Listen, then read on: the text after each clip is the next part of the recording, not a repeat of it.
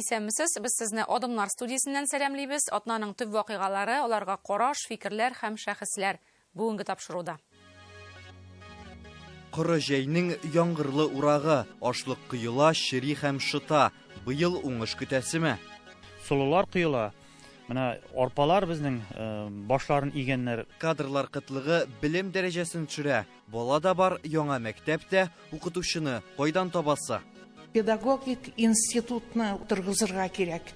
Бүтән фәннәр буенча. Законсыз шүплекләр законлыларының яршиненә әйләнде. Татарстанда тулган полигоннар урынына яңалары кайчан ачылыр? Машиналар керми, мусорлар принимать итмибез. Иртән куя туман төште. Зөлфия Камалова, халкыбыз җырчы сандугачка ярдәмгә алына. Заманча татар музыкасына юл ачкан артист. Россиянең мәшгульлек министрлыгы илгә тагын 5 елдан кирәк булачак белгечләрне атады. Токарь, фрезеровка ясаучы, эретеп ябыштыручы, слесарь, табиб, ашсу устасы, укытучылар.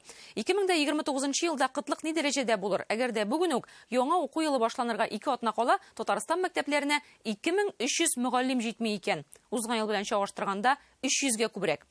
Күз алдына китерегез, ул класс җитәкчесе я башлангыч сыйныф укытучысы ди. Ягъни 2300 класс җитәкчесез дигән сүз. Әгәр дә бердәм дәүләт имтиханы бирә торган төп фәннәрне укытучы булса, бу белем сыйфатында ничек чагыла?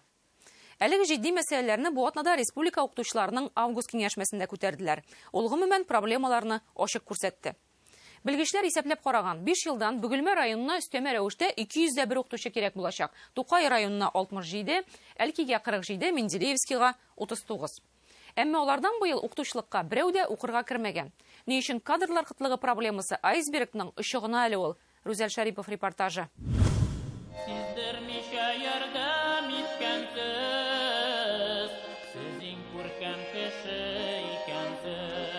Фәнис Яруллинның шигыренә язылган бу җырны башкача җырлар чак җитте. Укытучы бүген күркәм, гүзәл генә түгел, иң кирәкле кешедә. Мәктәп яңа, балалар күп, ләкин укытучылар җитми.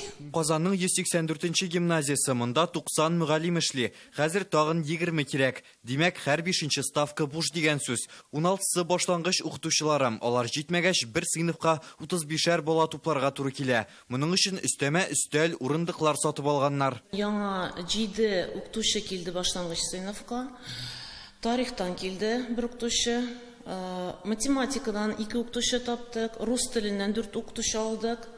Бүген көндә җәй буена эшләргә туры килде укытучылар белән, белдерүләр урнаштырып, хәтта авитага да чыгарга туры килде. 2шәр нагрузка албарга туры килә, беренче сменада, икенче сменада. Кадрлар гадәттә яңа торак комплекслардагы мәктәпләрдә җитми. Менә сентябрьдә М14 микрорайонында ачылачак гаилә лицее 70 укытучы туплаганнар. Тик бу ихтыяҗны капламый. Татарстандан гына да түгел, безнең менә Иш районыннан укытучылар бар име.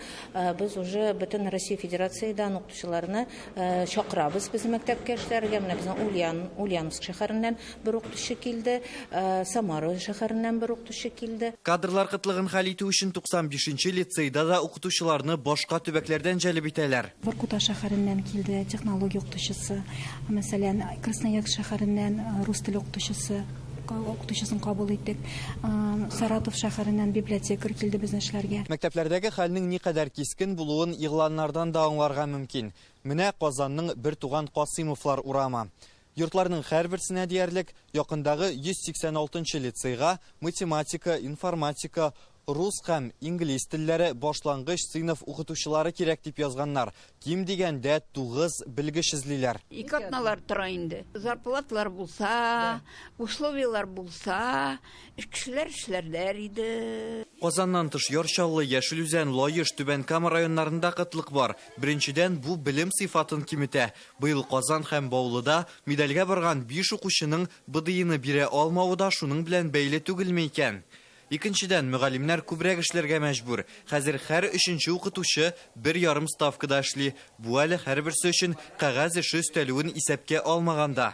Документация эше күп булгач, мин балаларга дәрескә әйбер дә әзерли алмыйдым, чөнки минем вакытым калмый. Бу кызның исемен Камилә диек, педагогия күллиятен тәмамлаган. Узган ел Салават күпере торак комплексындагы мәктәптә 1нче сыйныфларны укыта башлаган. 7 ай эшләгәч китә. Укытучы хезмәте тиешенчә бәяләнми ди ул. Аена 20-25 мең зарплата алый идем. Казан өчен бу акча шуп кенә, ул акчага яшәп булмый. Мин ул акчаны квартирага гына түләп бара идем. Әтиәнләр белән эшләве бик авыр. Алар хәзер укытучыга булышмыйлар, бергә баланы тәрбияләргә. Укытучы һөнәренең абруен арттыру хакында елда август киңәшмәсендә фикер алышалар. Яшь укытучыларга грантлар бирү федераль үзәк тарафыннан өстәмә түләү кертеп карыйлар. Яңа уку елында да яңалыклар булачак.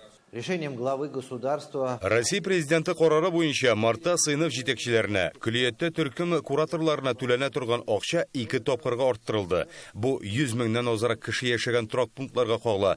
1 сентябрьдән директорларның киңәшчеләренә 5 меңгә күбрәк түләнәчәк.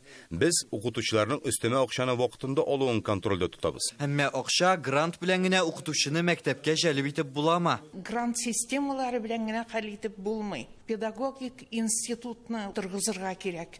Бүтән фәннәр буенча укытучылар әзерләүне, балалар бакчаларына тәрбиячеләр әзерләүне, даими рәвештә чыгарылышлар ясап торуны кайтарырга кирәк. Шунсыз мәктәпне күтәреп булмый. Татарстанда хәзер мөгаллимлеккә 17 мең студент укый, әмма мәгариф министры бу ихтыяҗны капларлык түгел ди. Хәзер 400 математик укытучысы кирәк. Тик аңа быел 177 мөгаллим генә укып чыккан. 2 тапкырга кимрәк. Әле аларның барысы да мәктәпкә эшкә килми. Югары һәм урта һөнәри белем бирү программалары буенча ел саен педагоглар саны якынча 4 мең кеше тәшкил итә. Әмма бюджет нигезендә укыган югары уку йортларын тәмамлаучыларның яртысыннан артыгы гына белгечлеге буенча эшкә урнаша. Без бүгенге көндә күрәбез менә квалификация күтәрү курсларына килгән укытучылар, алар безнең урта буын һәм өлкән буын. Татарстан укытучысының уртача яше бүген 48 тирәсендә. Ни өчен яшьләр аз тартыла? Моны белгечләр 90нчы еллардагы шаукымның дәвам итүе белән аңлата. Белгечләр әзерләү түгел, бәлки диплом алу өчен укыган бер чор булды. Менә шул чорның әле шаукымы әле дә бара. Хәзер инде без уку процессының максатчан икәнлеген күрәбез, ләкин максатчан булмыйча да укырга кергән, ничек инде менә башкалар кергәндә минем балам укырга кермичә калды дигән, һәм укырга кермичә калу ул ниндер бер җитешсезлек кебек кабул ителү процессы әле дә бар. Бу проблема хәзер эшче һөнәрләр арасында да кискенләште. Быелгы киңәшмәдә студентлары күллиятне тәмамлап, белгечлеге буенча эшкә урнашмаган уку йортларына атадылар. Кара исемлектә Ширмешән, Баулы, Бөгелмә, Тәтеш, Шүпрәле бар. Түбән Каманың ресурс үзәгендә дә хәл мактанырлык түгел. Сәнәгате белән дан тоткан Татарстан өчен бу оят диде Рөстәм Миңнеханов. Студентларны эшкә урнаштырганчы күллият директорларына яңа эш эзләргә кирәклеген әйтте. Не выпускников трудоустроить, надо вот руководителей этих наших СПО надо трудоустроить. Им надо дать более такую подходящую для них работу. Зачем их держать? Зачем такие руководители нам нужны? Республика большая, промышленная. Образование – это вот наш интеллект, это наше будущее. Значит, никто нам никого не пришлет. Без тармактагы проблемаларның бер-берсенә бәйле булуын күрдек, әмма аларның һәрберсе кадрлар мәсьәләсенә килеп туташа. Сез иң сабыр кеше икәнсез. Гүзәл Шарипов, Алмаз Зиятдинов, Наил Абдуллин, Адымнар. Татарстан игенчеләре быелның уңышы өчен борчыла. Яңгырлар яңа атнада яуса, ашлыкның зур бер өлешен югалтачакбыз диләр. Бер атнада амбарларга нибары 220 мең тонна бөртек кайткан. Бүгенгә 1 миллион 300 мең тонна ашлык җыелган килеш. Барлык мәйданнарның 34% гына, башка елларда 60тан арта иде. Татарстанның ашлыкка эчке ихтыяҗы 3 миллион 200 мең тонна. Бер өлеше терлекчелеккә, эшкәртү сәнәгате, икмәк пешерүгә китсә, 2025 елга шешәргә орлыкта кирәк. Мондый шартларда сыйфатлы материал әзерләп буламы? Авыл хуҗалыгы тармагында гаеттән тыш хәл игълан ителергә мөмкинме? Гөлназ Сәйфетдинова репортажы. Стекловидность, клейковина китә. Уже классный уровень монда. Обидно, конечно, менә кешеләр бит вложились, менә җегетләр. 50-шәр, 60-шәр, 70-шәр миллион даже вложились. Тузан туздырып эшлисе иң кызу чорда комбайннар тик тора. Игенче көн көтә, хуҗалык җитәкчеләре югалтуны саный. В лучшем случае 0 в 0 инде капчагасы инде Ну, может, 5-10%, может, яка минусқа айны ките. Агролакка хужалығының 3000 гектар жері бар. Әліге ашлықны шуның 25%-ында ғана суқтырғандар. Қырға кірмәгәннәріне атнадан артқан. Башлады где-то быдайны суқтырға где-то 3-ші класс білән. Хәзір инде ул уже 5-ші класс инде хәр. Фуражға инде только вот 3-ші классны уже так була инде это муку инде тоже сдавать можно. Мында жер аяк белән батып тора. Мында нинди комбайн киреп эшли алсын. Район бойынша да, республикада да хәл шундый. Үсеп торган җирдән. Уже ул бүген мөмкиндә шытым чыгарып ята. Безгә бу фотоларны төрле район кырларыннан җибәрделәр. Ашлык кыйла, башакта күгәрә, хәтта борын төртә башлаган шуп үләне кутырып үсә. Фуражга гына бара торган әйбер дип әйтим инде. Уже күреп торасыз, уже каралган ул. Бурчак басулары менә калды яңгыр астында. Сулулар кыйла.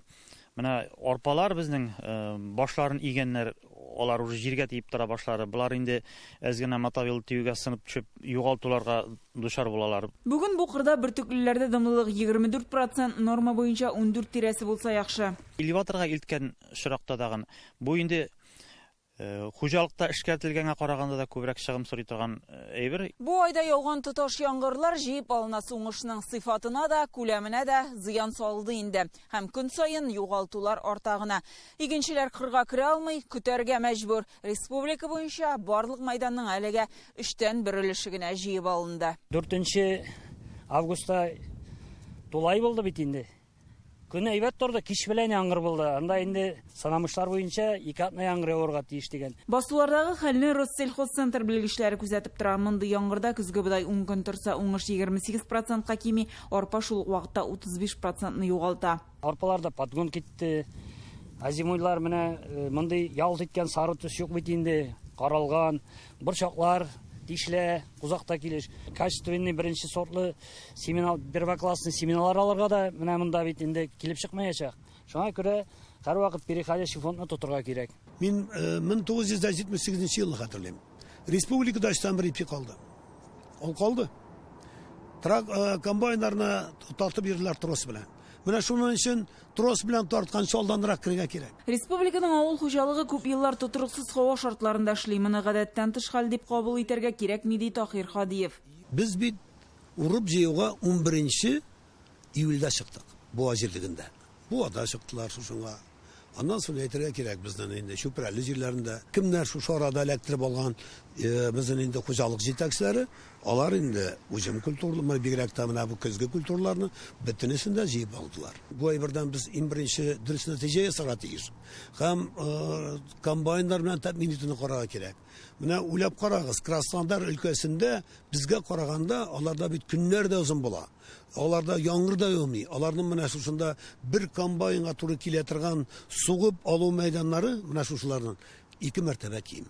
Бу атнада кырларда нибары 11 район эшләгән, кайдадыр 80, кайдадыр 50 гектар җирдә ашлык суктыралар. Узган ел бу вакытка республикада уракның 69% узган була. Бүген шуның яртысы. Әлегә авыл хуҗалыгы буенча гадәттән тыш хәл режимы кертү турында сүз бармы диләр министрлыкта. Гадәттән тыш хәл ул режимны кертү аның өчен республиканың күп өлешендә булырга тиеш. Менә бу опасный явление дип әйтәбез инде без переувлажнение бүгенге көндә әле безнең 3 метеостанция буенча гына шул критерийга җитте. Безнең Кайбаш метеостанциясе, Әлмәт метеостанциясе һәм Казандагы метеостанция буенча инде. Зыяны сүздә юк булмый калмас инде аның безнең планлаштырган объемнарны җыеп алу әзме-күпме барыбер кимәячәк. Күрше төбәкләрдә дә шул ук хәл, рекордлы уңыш булмаячак. Министрлыкта ашлыкка бәя арту хисабына хуҗалыкларның югалтуы артык зурга китмәс дип ышаналар. Россия күләмендә совещание булып узды. Месхоз Россия үткәрде. Быел бәя мөгаен югарырак булыр. Республика буенча 3 миллион 200 мең тонна потребность. Шуның күп өлеше терлекчелек тармагына китә. 3-нче класс эшкәртү сәнәгатен исәпкә алып, безнең һәм ипи пешерү өлкәләрен исәпкә алганда, где-то 700 мең тирәсе генә безгә ашлык кирәк. Шуңа күрә, әле бүгенге көндә трагедия дип бөтен нәрсә югалды дип әйтү дөрес түгел. Киләсе атнада көн аяздыр һәм җылытыр дип фаразлыйлар. Димәк, игенчеләр кырларга чыгачак. Гөлназ Сайфетдинова, Рәмзил Гарипов, Данил Филатов, Адымнар. Безнең республика икенче атнасын Курск өлкәсенә ярдәм җыя, халык әйбер дә китерә, счетка акча да күчерә. Әлеге зур эшкә алар Татарстан рәисе Рөстәм Миңнеханов тәкъдиме белән алынды. Бу атнада гына гуманитар йөкне 2 тапкыр озаттылар. Алай гына да түгел, товарлар барып җиткән, Курск халкының рәхмәте дә килеп иреште. Татарстанлыларга Рөстәм Миңнеханов рәхмәтен җиткерде. Ярдәм җыюны дәвам итәчәкләр. 8 августа мы объявили сбор гуманитарной помощи. Благодаря поддержке неравнодушных граждан, предприятий, фондов, общественных организаций. За неделю было собрано и отправлено 80 тонн гуманитарной помощи. Я прежде всего хотел бы поблагодарить и трудовые коллективы, и бизнесменов. Бездә халык бик ярдәмчел. Без моңа соңгы 2-3 елда йөзләгән вакыйгалар аша инандык. Менә иң соңгы мисалларның берсе узган атнада Австралиядән борчулы хәбәр килде. Милләттәшебез татар җырын, татар моңын дөнья буйлап яңа форматта таныткан җырчы Зөлфия Камалова яман шиш белән авырый. Мельбурн шәһәре клиникасында дәвалана. Үз социаль сәхифәсендә ул ярдәм сорады. 10 көн дигәндә Россиядә ачылган счетка гына 600 мең сум акча җыелган. Бер яктан бәлки бу акча артык зур да түгелдер, әмма тамчыдан җыелган күл бик катлаулы хәлдә калган татар кызына җылы сүз кебек өмет бирә. Милләтне саклаган эштеп нәрсә ул тел, моң, дин диләр. Шул ук вакытта милләтне милләт итеп таныткан, аны берләштергән тагын бер мөһим нәрсә ул бер-беребезгә булган мәрхәмәтлелек хисе, ярдәм итәргә тырышу. Һәм соңгы елларда без моны гел избат итеп килдек. Зур янгын, су басу, махсус хәрби операция белән бәйле рәвештә гуманитар ярдәм җыю булсынмы, зур эшкә улысы да, кешесе дә кушылды.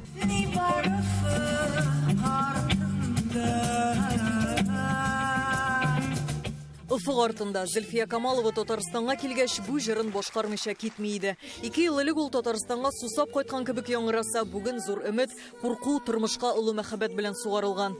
Бу сирәк очрашуларны Зөлфия үзе генә түгел, тамашачы да көтеп ала иде.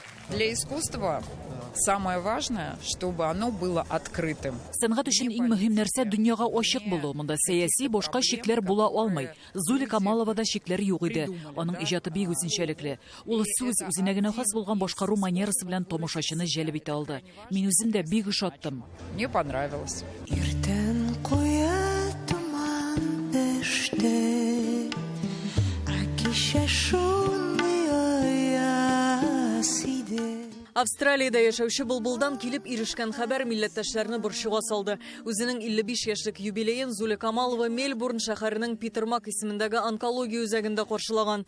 Ярты ел элек операция кичергән җырчы бүген тәненә таралган метастазлар белән көрәшә. Ул мондый хәзрәк хәлсезрәк тә инде ашарга да кыенраганнарга хәле дә бик күп юк, ләкин ул бик көрәшә, бирешми, Алла бирсә төрле альтернатив вариантларны, альтернатив даруларны һәм больницаларны эзләп тора. Бүген Зөлфия янында ире Эндрю, кызы Зифа, Австралия татарлары иҗатын яратучылар бар. Россиядә яшәүче апасы махсус счет ачкан, анда акча җибәреп була. Аның апасы белән элемтәгә чыгып, аңа Россиядә махсус счет ачарга тәкъдим иттек. Әлбәттә безнең өчен ул шулай ук шок иде, чөнки бу авыру инде күп айлар дәвам итә, ләкин ул аның турында сөйләмәгән иде. Зөлфияны хәтта Казанга алып кайтып дәвалап карамакчы булганнар. Бу министр Ирада Әюпова тәкъдиме, әмма улы юлның тузанын таптар өчен Булбулга тернәкләнергә кирәк әле. Кеше чит илләрдә яшәсә һәм үз телен, үз мәдәниятен саклап яшәсә, ул горурланып. Мин горурланам. Бер көндә безнең яшьләр анда $10,000 кирәк иде акча. Алар 2 тапкыр күбрәк акча җыйдылар. Татарстанның атказанган җырчысы Зөлфия Камалова Сарапулда татар гаиләсендә туа. Кечкенәдән халык җырларын тыңлап үсә. Австралиягә күченеп киткәч тә туган телен, татар моңын дөньяга таныта. Аны хәтта татар җырының вәкаләтле вәкиле дип атыйлар. Ерак континентта ел җырчысы World Music жанрында иң яхшы башкаручы исеменә лаек булып, татар музыкасына яңалык кертә. Рәхмәт сезгә бу фестиваль булышы өчен, бу оештырырга. Без бик шат.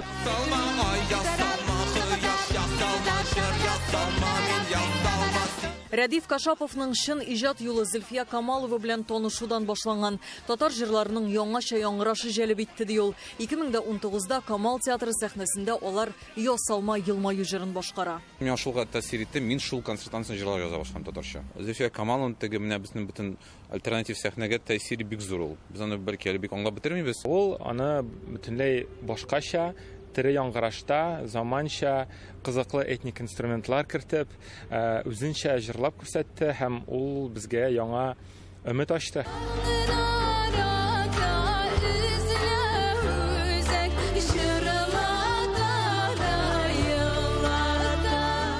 Алия Хайретдинова, Гадел Миндубаев, Александр Лобанов. Адымнар.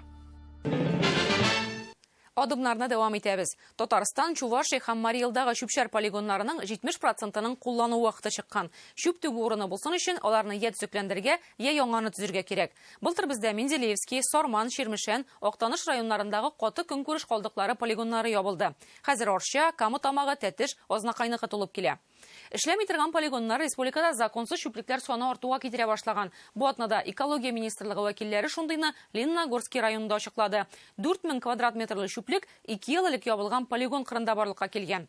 Рания Абдрахманова бу атнада берничә районна әйләнеп кайтты һәм шүплекләр мәсьәләсенә шүп реформасының килеп җитмәгән яклары да йогынты ясавын күрде. Монда берничә тә шүп килми хәзер, елдан артык.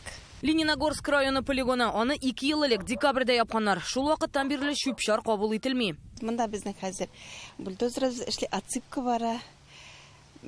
Шул машиналар керми, мусорлар принимать итмибез, без берничә тә безнең камераларыбыз бар, бөтен нәрсә күрсәтелеп тора.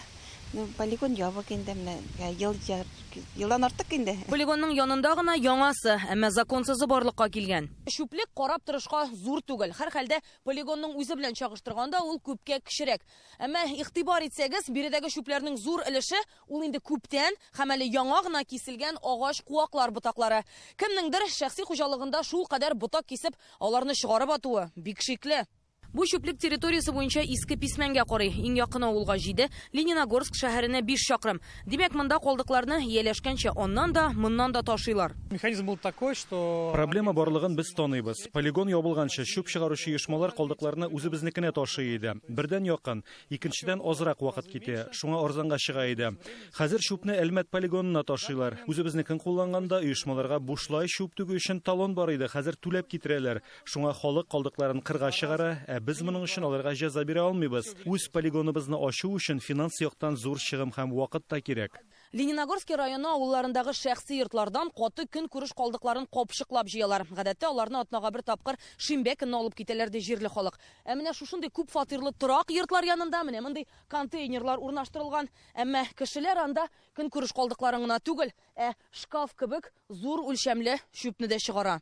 Габаритный мусор, конечно, это проблема. Зур калдыкларны чыгару чыннан да проблема. Алар безне алдан кисәтте. Бутакларны, зур җиһазларны алып китмибез диделәр. Аларны сүтеп, кисеп куйсагыз гына һәм ул контейнерга сыярлык булса гына төйибез диделәр. Монда бит инде ботак, утын, бүрәнәләр чыга башлады, кеше шәке, үзе шәке кеше. Халыкка бит инде мөмкинлек бар. Мунчасын яга ул халкы башкасы күршесенә бирәләр, үзенеке газ булса. Шуңа күрә шүпчарларның иреләрен баклап чыгарсаң алалар. Алай каршы килгән кеше юк. Аны 2-1 метрлай бер чыгаручылар булды. Ягып та тапшырып та булмый торган калдыкларны нишләтергә соң? Мөслим халкында шул сорау борчый. Кем сиңа добровольном основе мин шүп тиеп мусаҗәлгә язна хәйтәм дип рәвәдә кирәк түгел. Мөслим районы полигоны инде 5 ел эшләми. Аны тулгач ябалар. Каты көн күреш калдыкларын Ознакай полигонына ташыйлар. Хочется довести до населения, что не все отходы относятся к твердым коммунальным отходам. Барлык калдыкларда каты көнгүреш калдыклары категориясенә керми. Яшелчә, үсемлекләр, кискән агач куаклар бу төргә кагылмый. Алар шүп тиеүче машиналарда еш кына тыгыла. Аларны тыгызлап булмый. Нәтиҗәдә күләм күбәя һәм машиналарга 3 рейс ясарга туры килә. Татарстанның көнчыгыш зонасында шүп чыгару өчен Green оешмасы җавап бирә. В тех районах, где полигоны закрыты, Төбәк операторы полигоннары ябык булган районнардан каты көн күреш калдыкларын Татарстанның төзелеш, архитектура һәм торак коммуналь хуҗалык министрлыгы белән килешү нигезендә якындагы ачык полигоннарга илтә. Юлның ерагаюы, шүп чыгаруның графигы үзгәрү, машина йөртүчеләр һәм тиеүчеләрнең өстәмә эшләвенә техника ватылуга китерә. Машинаның аның кашан килгәне Бездән тормый. Хәзер вакытында килмәгәннең сәбәпләре беренчедән водительләр җитмей. Икенчедән менә бу виткилар, урам чүпләре, урам үләннәре чыгару машина тула. 2 сәгать ярым бушатырга барга кирәк. Мөслимнән чүпне ташу тагын да ерак аерга мөмкин. Менделеевск, Сарман, Ширмешән, Актаныш районнарындагы полигоннар былтыр ябылды. Якын киләчәктә шундый ук язмыш, Орча, Камытамагы, Тәтеш, Ознакайны көтә. Берничә ел элек Бөгелмәне эшләүдән туктады. Тулганга түгел, аэродром территориясендә булганга. Яңаны ачмадылар. Бөгелмәдән дә калдыкларны Әлмәт полигонына ташыйлар. Юго-Восточное территориальное управление. Безнең идарә Лениногорский, Бөгелмә, Әлмәт, Нурлат, Ширмешән районнарын күзәтте. Законсыз чүплек ачыклануга аларны теркәп кисәтү ясыйбыз.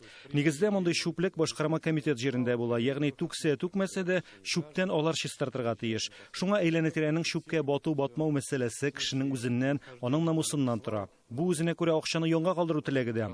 Лениногорскида полигонның ябылуы һәм экономияләргә теләү шундый нәтиҗәгә китерә. Республиканың көнчыгыш зонасында калдыкларны бер урынга җыеп торып, яңадан полигоннарга таратучы 3 станция бар. Мамады, Шактаныш һәм Әгерҗедә. Хәзер Зәй, Әлмәт һәм Ширмешәндә шундый станция төзергә җыеналар. Лениногорск халкы өчен дә яхшы яңалык бар.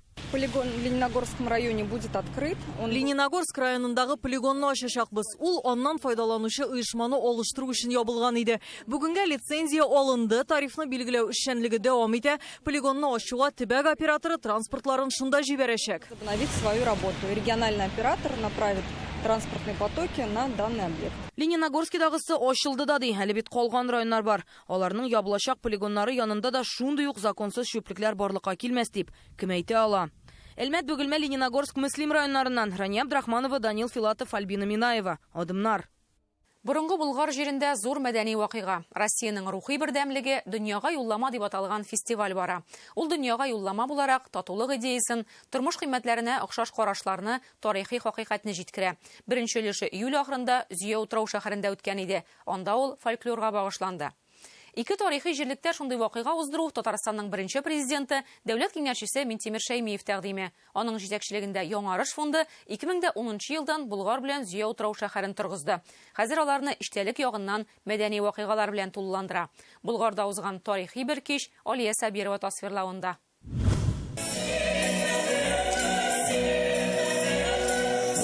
Борынгы Булгарның туфрагында көч, Пулат манараларында тарих, ул үзе рухи үзәк. Былтыр монда 800 мең турист сәфәр кылган. Ага базарның урыны моннан 6 чакрым ераклыкта урнашкан. Татар халкында һөнәрчелек һәм сәүдә элек-электән киң таралган була. Көнчыгыш һәм көнбатыш юллары кисешкән җирдә урта гасырларда ага базар гөрләгән. Хәзер бу традиция Булгарга заманча итеп кайтарыла. Һөнәрчелек бик алга киткән булган булгарларыбызны һәм төрле илләр белән тыгыз элемтәдә торгач, алымнар димәк ки төрле илләрдән дә була. Идея килде, шул өчпочмак выпечкасына ясарга собственное свое изделие. Диләрә Шакирова ире белән татарның борынгы кәсебен тургыза. Балчыктан савыт сабаны сөт белән эшкәртеп ясыйлар. Біз балаларыбызны укытабыз шулай ук. Аларга татар орнаментларын өйрәтәбез. Шул татарның безнең колоритны белсеннәр диеп. Фестиваль ислам сәнгатенең үзенчәлекләрен тәкъдим итә. Каләм гарәби галәм күргәзмәсендәге каллиграфия үрнәкләре татарның тормыш рәвешен чагылдыра. Минтимер Шәймиев аны озак карап йөрде. Булгар хаҗи туристларны гына түгел, үз тамырларын, дәүләтебез тарихын истә калдырачак балаларны җәлеп итә ди ул. Аннан була бит белем дә. Әйе. Белем бит. Моны килеп менә шулай диккать белән тыңлап, ибарәт алып, үзебездә бит, үзебезнең республикабызда. Татарда гомер-гомергә идә Шамаил булган. Нәҗип Нәккаш милләтнең шәхесләренә багышланган эшләрен күрсәтә. Үзәктә Тукайның туграсы, аңа гөл үрелгән. Ул шагыйрьнең милләте турында кайгыртучы йөрәге символы. Тирәсендә Коръәнне телгә алган шигырь исемнәре. Ахырда васыятым шигыреннән бер өзек. Күр нә рәсмә тулган имам берлә Коръән садырма. Фестивальне уздыру мәйданчыклары очраклы гына сайланмаган. Бу ЮНЕСКОның бөтен дөнья тарафыннан танылган 2 мәдәни мирас объекты. Нәкъ менә шушында Татарстанда яшәүчеләрнең рухын чагылдыручы корылмалар урын алган. Үз чыгышында Минтимер Шәймиев ачык әйтте. Быел Татарстан халыкара вакыйгалар кабул итә. Без бөтен кешелек өчен уртак рухи кыйммәтләргә игътибар юнәлтәбез. Наш фестиваль задуман нами как послание миру, главам государств и их народам, о том, что в условиях современных реалий крайне важно сосредоточиться на общих для всего человечества духовных ценностях, найти точки соприкосновения, развивать и укреплять их. Карапулат Болгар архитектурасының иң яхшы сакланган һәйкәлләренең берсе. 3нче ел рәттән аның янында Карапулат арияләре яңгырый. Ул риваять Аксак Тимер гаскәрләренең 12 кызны кулга алуы турында. Историяны күрсәтә. Менә шунысы белән дә теге киемнәре менә шуны хәтле белән күңелгә җата торган булды. Баш роль Нәргизәнең елдан-ел туган ягына карата мәхәббәте көчәя ди Илүзә Хуҗина. Мондый җирдә башкача була алмый да. Рольләребез үзгәреп тора. Аны киридән, яңадан кайтып, аларның төп мәгънәсенә төшәбез. Безнең спектакль ул инде мирасыбызның, мәдәниятебезнең кичкенә өлеше. Карапулатны тәүге мәртәбә тамашачы хузурына тәкъдим иткәндә Минтимер Шәймиев операны Болгарда төпләндерергә уйлыйбыз дигән иде. Шулай булды да. Ул тамашачыны тарихыбызга алып кайтуын дәвам итә. Алия Сабирова, Рәмзил Гарипов, Алмаз Зиядинов, Адымнар. Безнең бүгенге тапшыруыбыз тәмам. Бер атнадан шимбә кичендә очрашырбыз. Исән сау булыгыз.